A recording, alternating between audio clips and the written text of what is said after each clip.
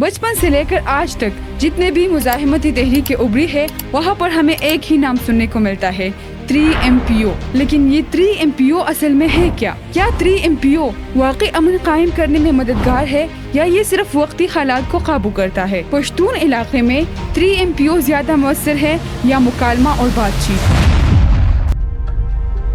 पाकिस्तान में अमन अमान के क़याम के लिए मुख्तलिफ इदारों में कई क़वानीन कायम करा दिए गए। इन्हीं में से एक कानून है maintenance of public order ordinance 1960, जिसे आम तौर पर MPO कहा जाता है। इस कानून के सबसे ज्यादा ज़ेर बहस शक दफा 3 यानी 3MPO है। 3MPO के तहत हुकूमत या ज़िली इंतजामिया किसी भी शख्स को एहतियाती हिरासत में ले सकता है अगर ये समझा जाए कि उस शख्स के इक़दामात अवामी नज़्म ज़ब्त के लिए खतरा बन सकता है। ये एक फौजदारी मुकदमा नहीं बल्कि इंतजामी गिरफ्तारी होती है, यानी गिरफ्तारी जुर्म साबित होने पर नहीं बल्कि अंदेशे की बुनियाद पर किए जाते हैं। इसी वजह से ये कानून हमेशा मुतनाज़ा रहा है और इस पर मुख्तलिफ हलकों की बहस जारी रहती है। अगर हम 3MPO की तारीखी पस मंजर देखें तो ये बड़ी सगीर की कॉलोनियल दौर से जुड़ा हुआ है। उस वक्त अंग्रेज हुकूमत ने रेगुलेशन के नाम से एक कानून बनाया था जिसके तहत किसी भी शख्स को बगैर मुकदमा चलाए गिरफ्तार किया जा सकता था और इसका मकसद ये था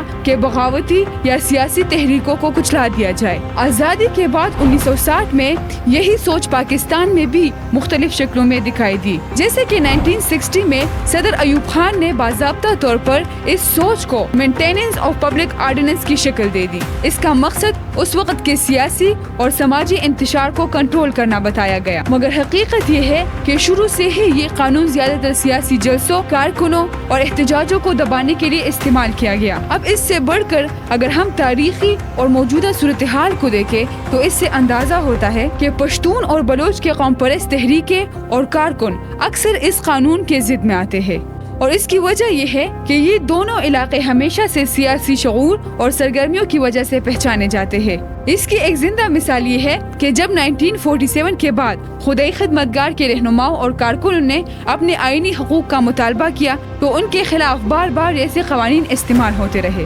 1980s और 1990s के दिहाई में मुख्तलिफ कौम परस्त जमातें जैसे कि अवामी नेशनल पार्टी और पख्तूनख्वा मिली अवामी पार्टी जब भी अपने इलाकों में सरगर्म हुई तो इनके कारकुनों को जल्दी से कबल ही 3MPO के तहत गिरफ्तार कर लिया जाता था और इसी तरह जब 2018 के बाद PTM सामने आई तो उसके कई कारकुनों को 3MPO के तहत गिरफ्तार कर लिया गया। मिसाल के तौर पर फरवरी 2019 में PTM के दो अहम रहनुमा अली वजीर और मोहसिन दावर को भी डेरा इस्माइल खान में गिरफ्तार कर लिया गया और इन पर 3MPO के तहत हिरासत का हुक्म लगा दिया गया। इसी तरह जून 2022 में बनो और लकी मरवत में भी कई कारकुनों को गिरफ्तार कर लिया गया ताकि एहतजाज को रोका जा सके। ये मिसालें हमें बताती है अगरचे ये कानून मुल्क के हर हिस्से में लागू होता है मगर इसके किरदार ज्यादातर पश्तून और बलोचों के इलाकों में नुमाया नजर आता है। इंतजामिया के नजदीक ये कानून एक आर्जी और हिफाजती कदम है। अक्सर ऐसा होता है कि किसी बड़े एहतजाज या जलसे से पहले